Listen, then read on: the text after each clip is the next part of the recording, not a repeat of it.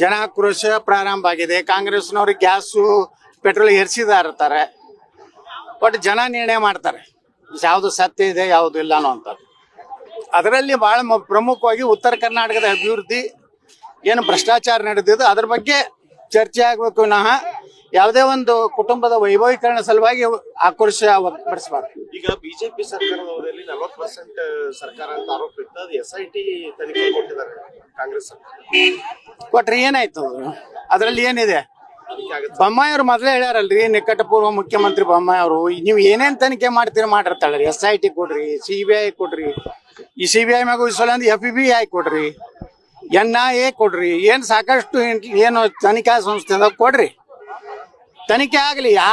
ಯಾರು ಭ್ರಷ್ಟಾಚಾರ ಮಾಡ್ಯಾರ, ಕರೋನಾದಾಗ ಯಾರು ರೊಕ್ಕ ತಿಂದಾರ, ಕಾಂಟ್ರಾಕ್ಟರ್ಗಳೇ ಯಾರ ಕಡೆ ದೊಡ್ಡ ದುಡ್ಡು ತಿಂದಾರ. ಈಗನೂ ಹೇಳಕತ್ತಾರ ಕಾಂಟ್ರಾಕ್ಟರು, ಕಾಂಗ್ರೆಸ್ನ ಮಂತ್ರಿಗಳು ನಮ್ಗೆ ಭಾಳ ತೊಂದರೆ ಕೊಡ್ತಾ ಇದಾರೆ, ನಾವು ಆತ್ಮಹತ್ಯೆ ಮಾಡ್ಕೋ ಪರಿಸ್ಥಿತಿ ಇದೆ.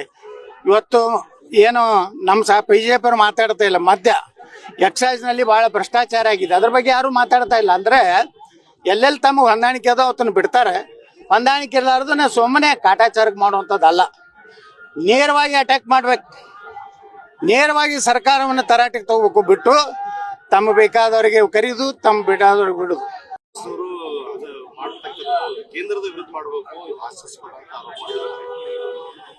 ನೋಡಿ, ಜನಾಕ್ರೋಶ ಪ್ರಾರಂಭ ಆಗಿದೆ. ಕಾಂಗ್ರೆಸ್ನವ್ರಿಗೆ ಗ್ಯಾಸು ಪೆಟ್ರೋಲ್ ಏರಿಸಿದಾರ್ತಾರೆ.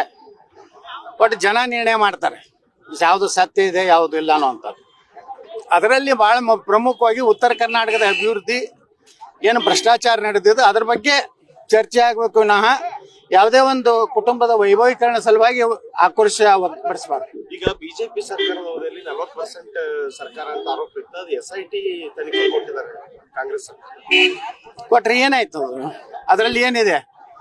ಬೊಮ್ಮಾಯಿ ಅವರು ಮೊದಲೇ ಹೇಳ್ಯಾರಲ್ರಿ, ನಿಕಟಪೂರ್ವ ಮುಖ್ಯಮಂತ್ರಿ ಬೊಮ್ಮಾಯಿ ಅವರು, ನೀವು ಏನೇನ್ ತನಿಖೆ ಮಾಡ್ತೀರಿ ಮಾಡಿರ್ತಾಳ್ರಿ. SIT ಕೊಡ್ರಿ, CBI ಕೊಡ್ರಿ, ಈ CBI ಮ್ಯಾಗ ವಿಶ್ವಲಂದ್ FBI ಕೊಡ್ರಿ, NIA ಕೊಡ್ರಿ, ಏನ್ ಸಾಕಷ್ಟು ಏನು ತನಿಖಾ ಸಂಸ್ಥೆ ಕೊಡ್ರಿ, ತನಿಖೆ ಆಗ್ಲಿ. ಯಾರು ಭ್ರಷ್ಟಾಚಾರ ಮಾಡ್ಯಾರ, ಕರೋನಾದಾಗ ಯಾರು ರೊಕ್ಕ ತಿಂದಾರ, ಕಾಂಟ್ರಾಕ್ಟರ್ಗಳೇ ಯಾರ ಕಡೆ ದೊಡ್ಡ ದುಡ್ಡು ತಿಂದಾರ.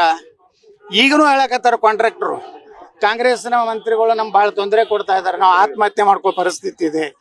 ಇವತ್ತು ಏನು ನಮ್ಮ BJP ಅವರು ಮಾತಾಡ್ತಾ ಇಲ್ಲ. ಮದ್ಯ ಎಕ್ಸೈಸ್ನಲ್ಲಿ ಭಾಳ ಭ್ರಷ್ಟಾಚಾರ ಆಗಿದೆ, ಅದ್ರ ಬಗ್ಗೆ ಯಾರು ಮಾತಾಡ್ತಾ ಇಲ್ಲ. ಅಂದ್ರೆ ಎಲ್ಲೆಲ್ಲಿ ತಮಗೆ ಹೊಂದಾಣಿಕೆ ಅದೋ ಅವತ್ತನ್ನು ಬಿಡ್ತಾರೆ.